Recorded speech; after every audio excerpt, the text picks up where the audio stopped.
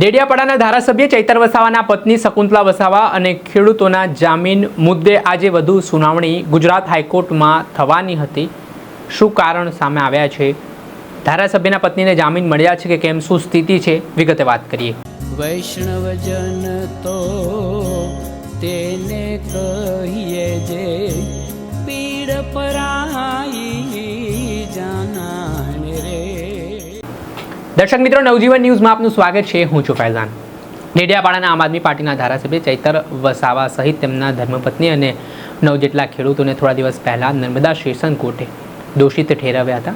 ઘટના 2023ના આસપાસની હતી કે જ્યાં વનકર્મીને ધારાસભ્ય ચૈતર વસાવાએ માર માર્યો હોય તે પ્રકારના આક્ષેપો તેમના પર લાગ્યા હતા। જે બાદ આ મામલો 3 વર્ષ સુધી નર્મદા સેશન કોર્ટમાં ચાલ્યો અને અંતે કોર્ટે મહત્વપૂર્ણ ચુકાદો આપતા હવે ધારાસભ્ય ચૈતર વસાવાના સમર્થકોમાં ભારે રોષ અને નારાજગી જોવા મળી રહી છે।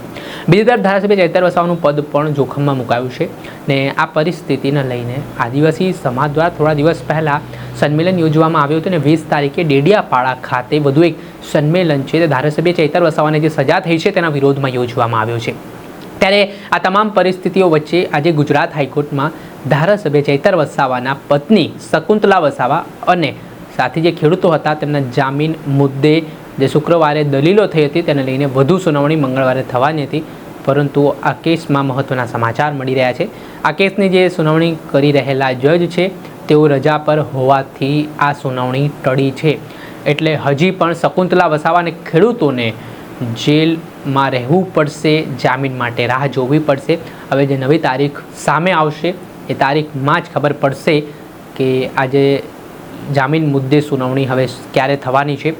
પરંતુ જે અપડેટો મળી રહ્યા છે ગુજરાત હાઈકોર્ટમાંથી અમે અમારા વિશ્વાસુ સૂત્રો દ્વારા જે માહિતી મેળવી તે મુજબ તેમનું કહેવું છે કે આજે જે આ કેસની સુનાવણી કરનાર જજ છે તેઓ રજા પર છે ને તેના કારણે આ સુનાવણી હજી ટળી છે ને આગામી દિવસોમાં આ વધુ સુનાવણી છે તે હાથ ધરાવવાની છે।